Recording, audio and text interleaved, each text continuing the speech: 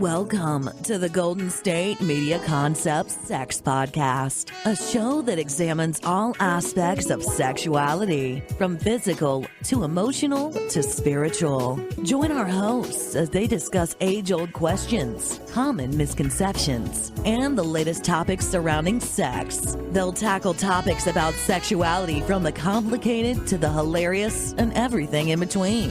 GSMC Sex Podcast is your show for all of your questions about sex, even some you might not have thought of yet.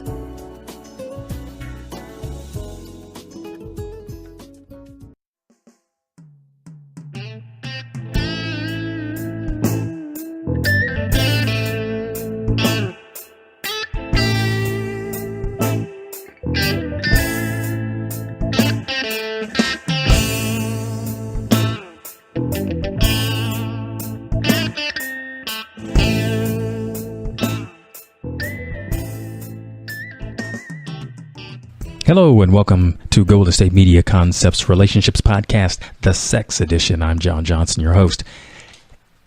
Sex with a purpose. Why do you have sex? That's a question. That is a question. Why do you have sex? Do you have it because you want pleasure? Do you have it because you know that that's how you have babies? What do you do with your partner when you're making love? Do you communicate with them? Do you connect with them? Is this just an exercise? Because when you think of sex, pleasuring, touching, the whole thing, it can be very rote. And by that, it could just be an exercise, just this thing that we do, like walking. You walk, you go from this place to the next place. How do you get there? You walk. It's just something you do. And quite often, there is a lot about our motions when we're having sex. We're just going through the motions. It's perfunctory. It's just something we do. But the only way to have it not be that is to actually be present, meaning be in the moment. And think about what it takes to get you in the moment so that you're connecting with your partner. That's why I'm asking, why do you have sex? Is it just because it's something to do? Hopefully there's some meaning around it. And with that, I'm going to get into this. There is a book that was written by a guy named Bernie Zilbergeld. He has since passed away. But the book in and of itself is called The New Male Sexuality. The original version was The Male Sexuality, and then there was a revised edition of this. And I always like to give credit where credit is due, because that's the way we do this. And in it, he talks about the secret of pleasurable touch and sex as well. He says, much of the touching we do, even with lovers, is perfunctory and meaningless. A man kisses his wife as he leaves for work, for example, but his mind is elsewhere, and he could just as well be kissing the lamp. Okay, I'm reading from page 193. And I was just giving that as an example of to get into the conversation so I can frame this up so that you understand for yourself that if this is what you do in terms of your relationship and that you're not present, then you could very well be missing what's important about the connection, about lovemaking. And it's not just about getting something out of it for yourself. And we have a lot of people that have sex for that reason, because obviously when it feels good, you want to get something out of it. But you're also thinking about your partner. And in this example of the man kissing the wife and just sort of walking out and just being some of this ritual that happens day in and day out, it's really about not so much the ritual, but about the meaning behind that, so that it really connects you with your partner. And it's in those moments when we really get something special. You see, oftentimes sex for people is part of this ritual that they go through, and there isn't a lot of feeling around it, meaning they don't even feel much in terms of pleasure, whether it's being the penetration, the feeling of somebody's body inside of yours if you're a woman, or if you're a man, being inside of your partner if you're having sex with your woman. And I mean, it could even be something that is so casual that it's, like I said, it's just something we do because we're not doing something else. And when it becomes so routine or so rote, I don't want to say routine because when you become so disconnected, let me say that, then it's like, why do it? Why go through the motions? So I'm going to ask this question. Have you ever had sex that you felt was meaningless? That kind of experience leaves you empty. And, we put a lot on sex in terms of what it's supposed to mean. We tell kids don't have sex until you're married, or, if you're really conservative, you have these, but you put these kinds of things in place so that youngsters don't get ahead of themselves in terms of what they're experiencing, and then creating situations that they're not yet equipped to handle emotionally. You see, sex with a purpose. That's what I'm talking about. And I talked about The New Male Sexuality, which is a book written by an author, Bernie Zilbergeld, PhD. And he talks about many things in his book. And if this, I'm sure you can get it online. It's still available. I happen to have picked up this copy. There was a friend of mine who was a psychologist that suggested this book as being that of a read, so that I would have something in the way of some references so that I can talk about this on this podcast. And when I think about sex with a purpose, I think about it in terms of really connecting with my partner, being present in the conversation that could be there.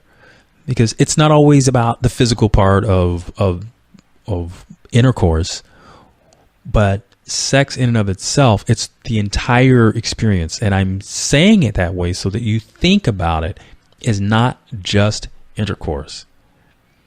It's about the conversation. And I've even mentioned this in other podcasts when I've mentioned to men about how to start the foreplay, which is something that can start early in the morning and create the energy leading up to the evening, which when men like to think of sex starting when there's penetration and having it go that way, as opposed to where women think of sex in more of the romance of it instead of just the physical part. But again, it's with a purpose. It's with the purpose of having the experience, being connected with your partner, and enjoying that, and being able to relive those experiences too. I wonder how many of you have actually asked your partner, why do you like sex? I mean, that really sounds like a very simple, basic question, but why? And to really listen to what your partner says about that. Why do they like it? And one of the interesting answers that I have heard is because there has been a reawakening of my own sexual desire. I have known partners, because I've had conversations with people about the subject, because I'm very open to having conversations about it, and where there were partners who thought that they couldn't be sexual again because they had, say, been in a long-term relationship and their partner was no longer able to perform, and they just saw their relationship kind of decline. I mean, it happens to divorced people all the time. What's one of the things that goes? Sex. So after the sex, they wonder if they still have it. And then you get with a new partner and find out, wow, I still got it. So that's a great thing to discover. And you can reconnect with yourself. You find that you have energy and vitality. You feel special. You feel sexy. I mean, isn't it great for a man to be able to make his partner feel special and feel sexy and alive? I mean, it's good for the man too. Exceptionally good for the man. As a man, when you have sex with your partner and you're feeling like you're really satisfying her, you've asked all the right questions, and she's giving you that look. That look that you have when you're having sex and you're looking at your partner. There's that tender look, and you're just smiling on the inside and feeling connected. Yeah, that's special. That's precious. That's understanding your lovemaking and your desire all wrapped up in the one, and you've got your partner right there. Keep it going. Sex with a purpose. This is my first segment. I'm going to take a break, do a couple of commercials, and I'm going to come back. And we'll continue with the conversation. Stay tuned. Tired of searching the vast jungle of podcasts? Now listen close and hear this out. There's a podcast network that covers just about everything that you've been searching. Hey! The Golden State Media Concepts Podcast Network is here. Nothing less than a podcast bliss with endless hours of podcast coverage. From news, sports, music, fashion, cooking, entertainment, fantasy, football, and so much more. So stop lurking around and go straight out to the Golden State Media Concepts Podcast Network. Guaranteed to fill that podcast itch. Whatever it may be. Visit us at www.gsmcpodcast.com. Follow us on Facebook and Twitter, and download us on iTunes, SoundCloud, and Google Play.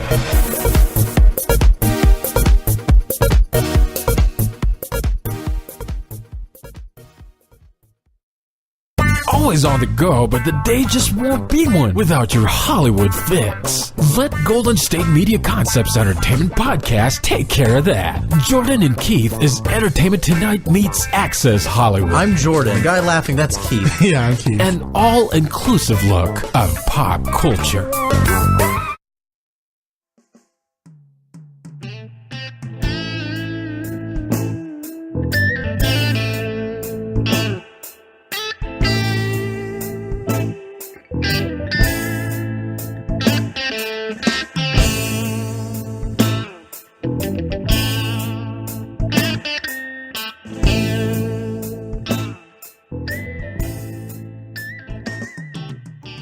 Hey, welcome back to Golden State Media Concepts Relationships Podcast.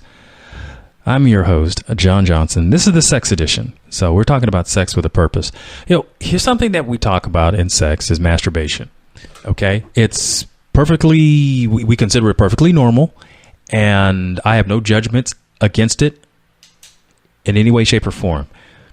But I have come across information that talks about why to not masturbate, because what it says, and this is the information I'm going to paraphrase here. It desensitizes men, and men then become more used to being with themselves rather than connecting with their partner. Because when you do the back and forth thing, that is sex with one yourself and then sex with your partner, there is a difference in the way it feels. And when you do sex for yourself, meaning masturbation, you tend to be more concerned with your own pleasure rather than connecting with your partner and thinking about your partner's pleasure. Now, as men, quite often we get blamed for being more self-absorbed and not concerned about our partner, because women tend to take a little more time with getting aroused and the whole idea. So I'm offering that as a different point of view. And I think about it and I understand the rationale behind this. So this is why I'm actually talking about it. So, guys, and clearly one of the other things that I would talk about is the use of porn. And I've mentioned it many, many times. Porn is theater. It's for you. You choose whether you want it or not, or whether you want to see it with your partner or not. But the idea is you must understand that that's theater. And whether it's realistic sex and how you could be with your partner in terms of the size and things like that. Men oftentimes want to compare themselves to the best athlete that they see. And when you are not the athlete, when you are not practiced at that, when you are not trained at that, then you're in fantasy land. So guys, don't compare yourselves to the men that you see in the movies. And for what it is, to look at the women who are in porn movies, remember, those are models. They work out. They get surgeries to enhance things and make things look the way they look. So it's not realistic. And to expect that from your partner, who, when we are now, it's more acceptable for women to be who they are, to have the stretch marks, to have a little bit of cellulite, to have all of this, rather than trying to look like a model out of a magazine. And I applaud women for accepting themselves for who they are, because obviously when when men run things, men have their fantasy about what they want women to look like. They want women to look like they do in the movies. And in real life, hey, most of the men don't look like the guys in the movies either. So far be it for a man to have that expectation of wanting to make love to a goddess when they themselves aren't the god, right? So that's, I said it. There you go. But back to the reality of when you're having sex, solo sex, as I will call it, that's masturbation. When you, in fact, this applies to women too, that you can get heavily focused on your own pleasure rather than learning how to connect with your partner. And what this often causes is this sort of selfishness and this single-mindedness of what sex is about. Now, understand, I'm not putting shame on masturbation. That's not what I'm doing here, because that's something we do. What I'm pointing out here is that when you're doing that, as opposed to connecting with your partner, that disconnect, it affects the quality of your sexual life. And remember why I'm saying this is because, man, if you are rubbing your male member so much that you are becoming desensitized to what it would feel like to be with your woman partner, then you got to think about how it feels for her to feel like all she is just somebody for you to finish with. And thinking about just trying to get to orgasm. And it might be really, really challenging for you to connect with her because you're working to get that feeling that you had. Because solo sex and sex with a partner feel different. I think most men would agree with that. There is a different feeling. And because of that, if you're trying to achieve the type of intensity you get when you're doing solo sex, it's definitely different. So, but look, I'm going to pivot to something that I think happens. And for men, this is something that all the time, guys have to learn how to be better listeners. We are very used to being in charge and feeling like we know everything we know. But guys have to learn to be better listeners. But here's something that Dr. Zilbergild talks about in his book. And he says, people in relationships complain all the time about not being heard. And it says women are the chief complainers. But statements like, my wife doesn't understand me are also common. Obviously, that's from the guy. And I think men do have a special problem regarding listening to personal talk. They often believe it's not important, that it's just women's stuff, or they feel free to tune out because it's something that they don't want to deal with. And this makes their partners furious.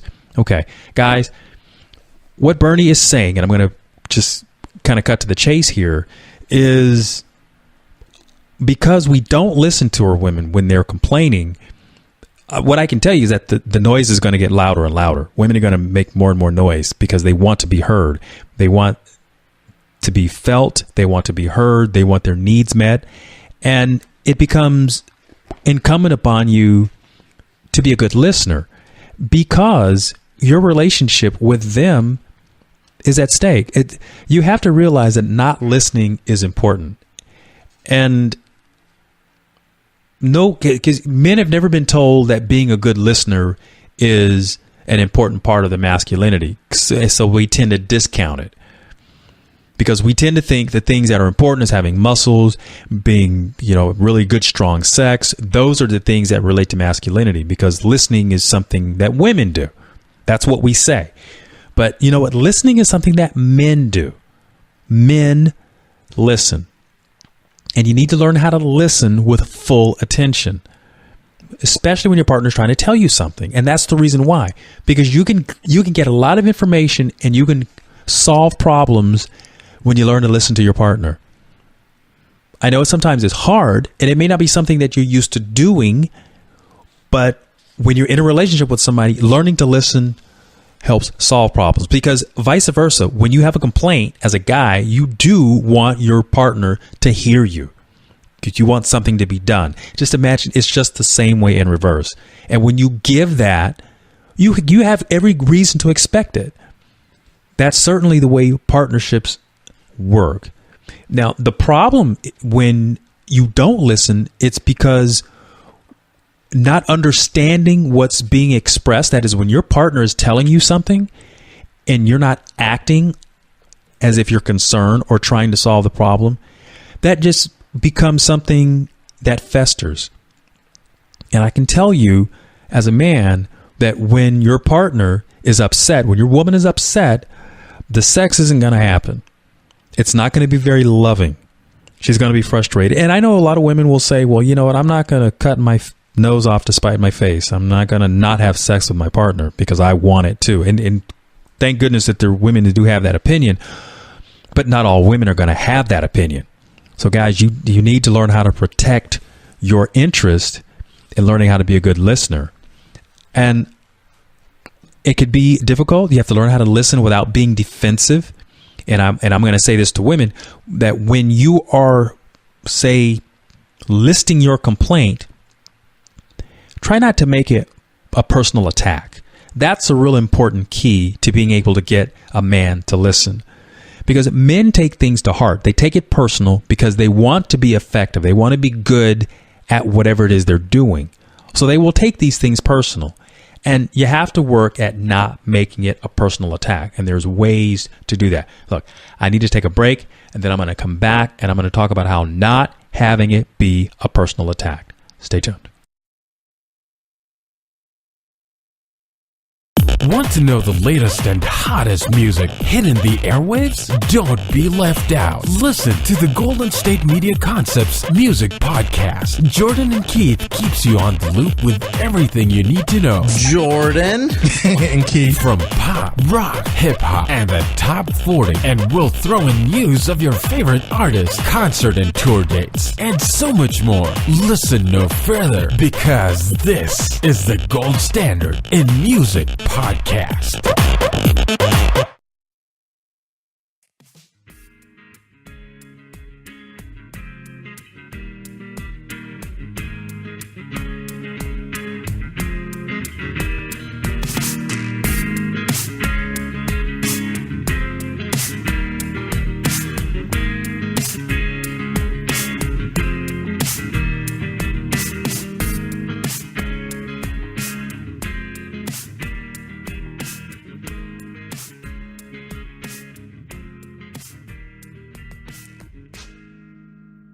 Hi there, and welcome back to Golden State Media Concepts Relationships Podcast. And I'm talking about sex with a purpose. So when I ended that last segment, I was talking about how when you want to verbalize your feelings, how to not make it a personal attack. And I was saying to women because I had pivoted to the position that men oftentimes are not listeners. And I'm imploring men, look, listen to your partner, listen to what your woman has to say to you. And women, it's important that you not make it a personal attack. And let me tell you how you begin by not making it a personal attack. Don't make you statements, meaning you always do such and such. This is you, the woman, telling your guy, because that's a personal attack. If you want to share your feelings, which is very important that you do, make an I statement saying, I feel, and you fill in the blank. Because what's important here is that you're sharing your feelings.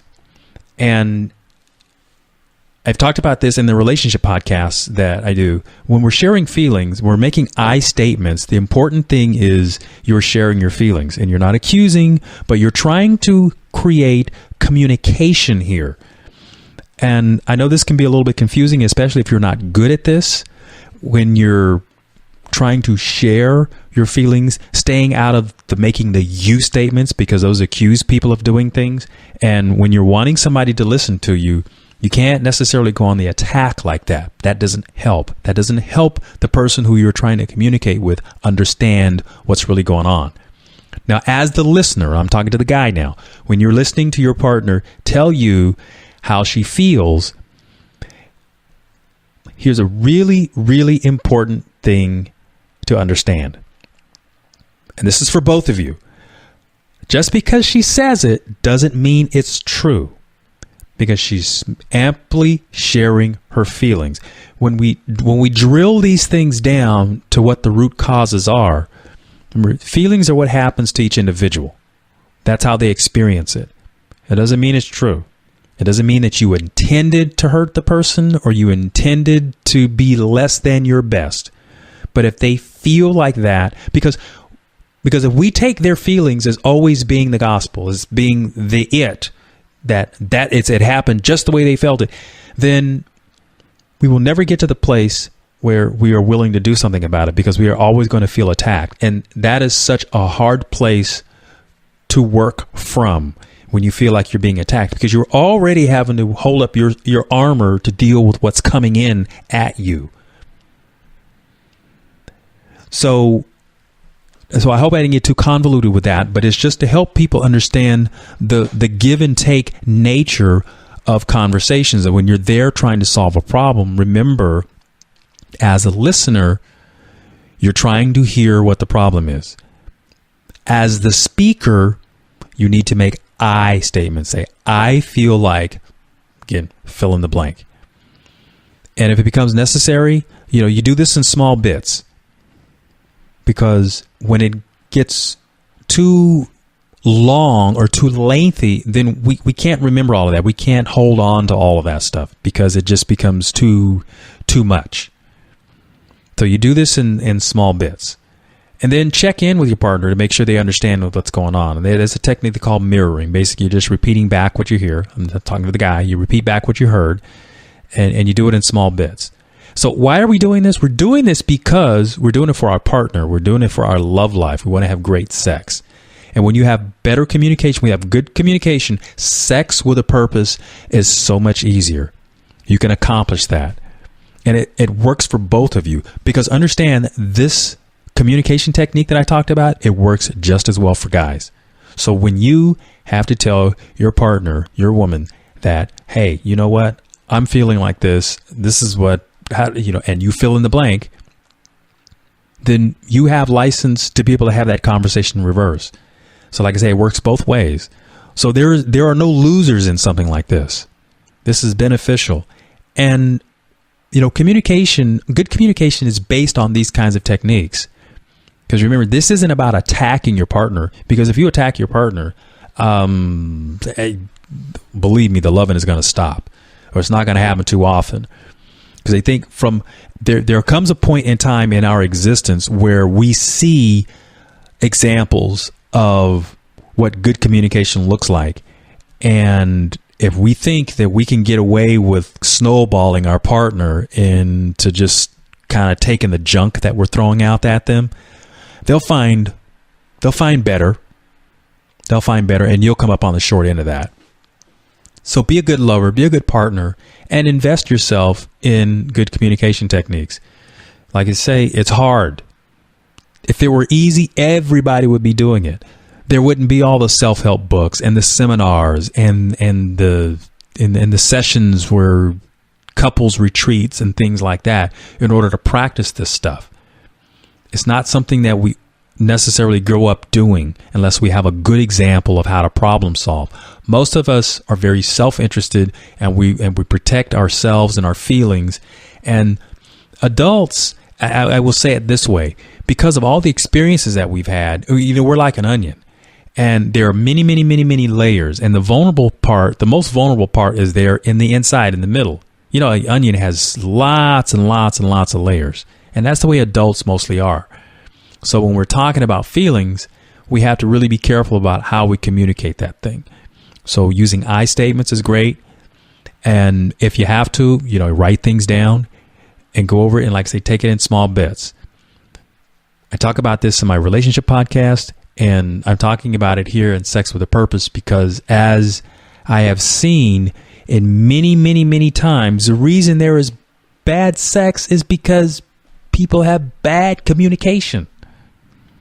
And they don't make an effort. They seem to make an effort at the last minute when they want some, when they're horny. And, that's kind of a throwaway. And for guys who tend to do it, it's like, oh, it's your opportunity to, be nice. And I would say, build on the good stuff. I've been talking about sex with a purpose. I'm John Johnson. This is the Golden State Media Concepts Relationships Podcast.